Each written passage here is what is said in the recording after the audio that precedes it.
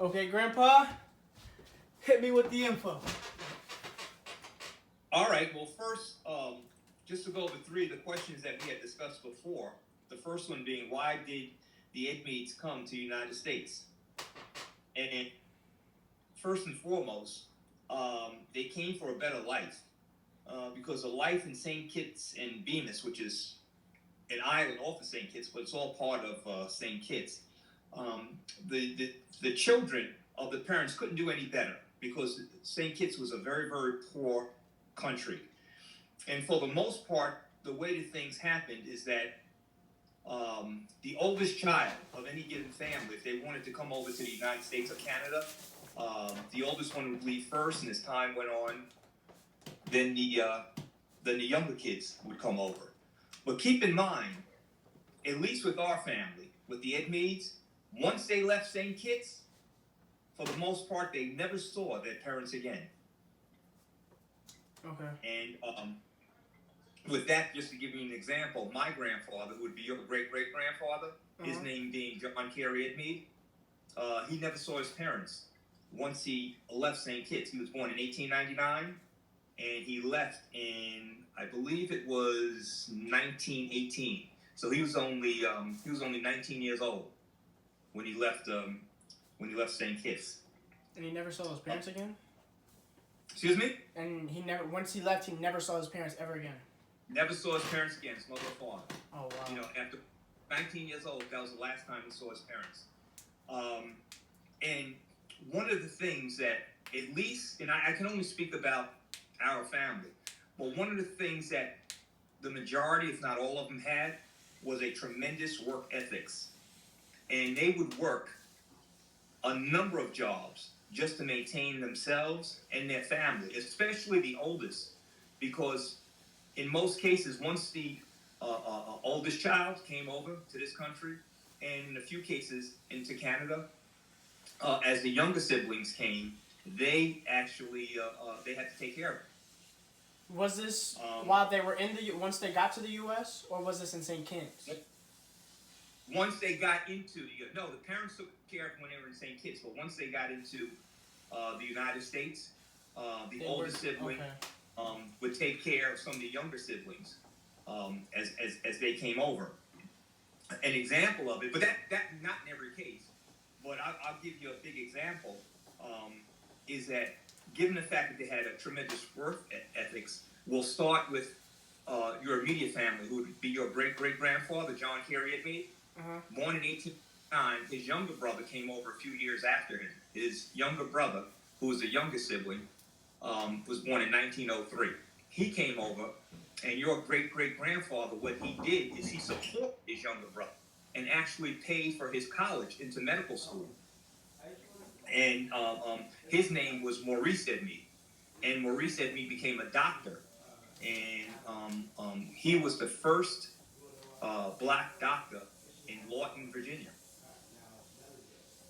And my father, who is your great-great-grandfather, had a number of jobs. He worked Jaguar. He worked as an elevator.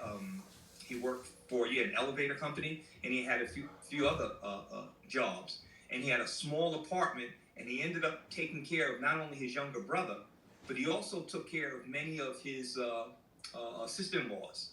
This was my great-great-grandfather? Great-great-grandfather, John Carey Edmeade, born in 1899, who put his younger brother, named Maurice Edmeade, through college, through medical school. And his younger brother, as I said, became a doctor, the first black doctor in Lawton, Virginia. Also, he married his wife, who was my grandmother, your great-great-grandmother. Her name was Marietta Keynes. They got married. I'm not sure exactly what year they got married. It was sometime in the early 1920s. But she left St. Kitts. And when she left St. Kitts, and by the way they came over was via boat. And they had one port of entry, which was in New York City. And there was also a port of entry in Canada. Your great-great-grandmother, Marietta Keynes, who, when she married, was Marietta Edmeade, she entered the continent via Canada.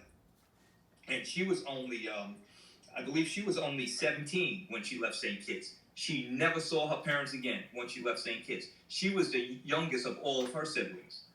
She came, when she entered Canada, she came down to New York City, and her husband was John Kerry Edmeade. Wait, everybody moved through Canada, or they went straight to New York? Time, but your great-great-grandmother, being that she was the youngest, she was one of the last of her sisters, if not the last. She was born in 1898, and most of her sisters were born anywhere from 1875 to the 1890s. It just so happens I remember all of them because, for the most part, they all lived within a cluster of one another, some of which stayed in the same apartment. And Marietta, when she got married, as I said, her husband, who's your great-great-grandfather, took care of her sisters because sometimes it was difficult for the women to get jobs. So he took care of them. And just to fast forward, your great-grandfather, who's my father got married in 1949 to my mother, who would be your great-grandmother. He bought a 4-family house for them to live outside of the city proper, New York City proper. It was part of New York City, but he bought a 4-family house in Queens, which was considered the suburbs at that time. So just think about that. He came over here. He had several jobs, saved enough money to put his younger brother into medical school, to support his sister-in-laws, and to buy his son and his new daughter-in-law a house in Queens, New York. This was John Kerry Edmeade, the first one that came over to the US. Yes, that was John Kerry Edmeade, your great-great-grandfather. Okay. And I mentioned before that you had asked how they came. Most of them came via boat into the port of entry in New York, but some of which came into Canada. And you do have relatives that stayed in Canada. Your great-great-grandmother, she was one who went to Canada, but she didn't stay. She came right down to New York, and that's where she met her future husband. Okay. Just to give you some facts, John Kerry Edmeade had a brother who was 2 years older than him, but he had difficulty finding a job. So John Kerry Edmeade also took care of him, and he stayed with my grandfather and grandmother, and he stayed with him for a few years, to the point where I remember he died somewhere around. His older brother was born in 1897. His name was Monty. I called him Uncle Monty. And he died somewhere around 1955. But I remember when I was a young kid going over there, and he used to have a back room where he used to stay. And my grandfather also, his oldest full sister, because he had a half sister, but his oldest full sister was born in 1896, and her name was Mary. I called her Aunt Mary, and she lived to be 102. She died in 1998. Now, your father would remember her, because she lived with me and your grandmother for the summer of 1986. Oh, wow. Yeah, now she as I said, she died in 1998. She died when she was 102 years old.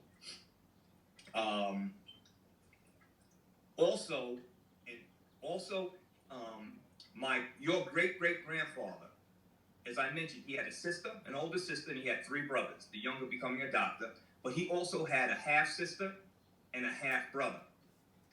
His half-sister, when she came over and tried to get into the United States from the port of entry, but the United States would not let her in.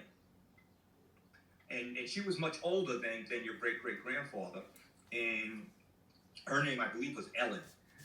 They would not let her in because she had a child. But she didn't have a husband. So because she didn't have a husband, she couldn't come into the United States. So what she did is she went back to Bermuda and stayed in Bermuda. Okay. Okay. Thank you, Grandpa. You answered all my questions thoroughly and fast. So I really appreciate this. Okay.